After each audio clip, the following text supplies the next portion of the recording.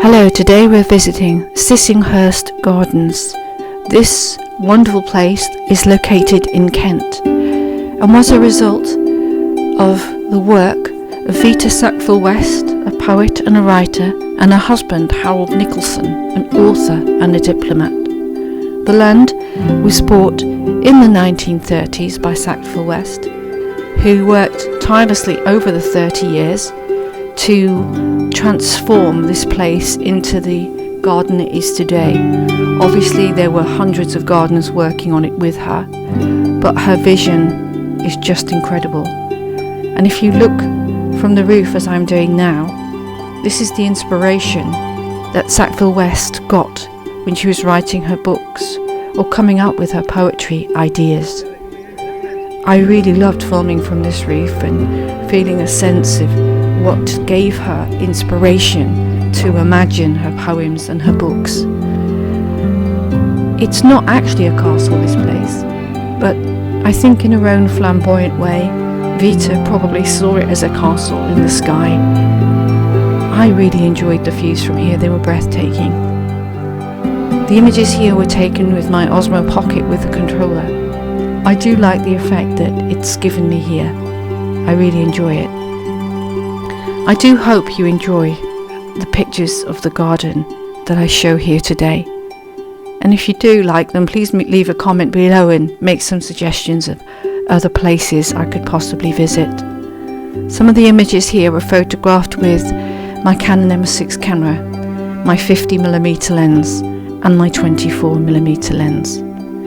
The mood of the garden is reflected in this note that Harold sent to Vita. What happiness you and I have derived from that garden. I mean real deep satisfaction and a feeling of success. It is an achievement, assuredly it is. And it is pleasant to feel that we have created a work of art. It is all your credit, really. Mine was just rulers and bits of paper, because Harold was very much into symmetry, and that is what the garden is about. Symmetry and disorder. It's a wonderful concoction. Thank you again for watching.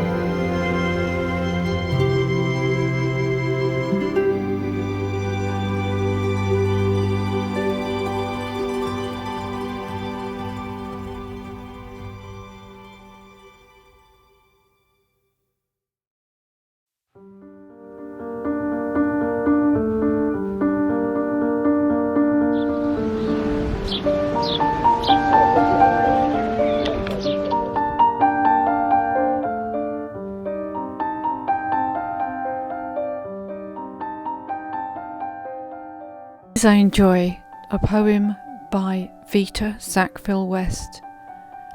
Days I enjoy are days when nothing happens, when I have no engagements written on my block, when no one comes to disturb my inward peace, when no one comes to take me away from myself and turn me into a patchwork, a jigsaw puzzle, a broken mirror that once gave a whole reflection, being so contrived and it takes too long a time to get myself back to myself. They have gone.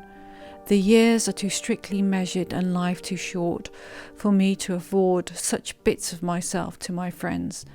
And what I have given to give my friends in the last resort, an awkwardness, a shyness and a scrap. Nothing that's truly me, a bootless waste, a waste of myself and them, for my life is mine, and theirs presumably theirs and cannot touch.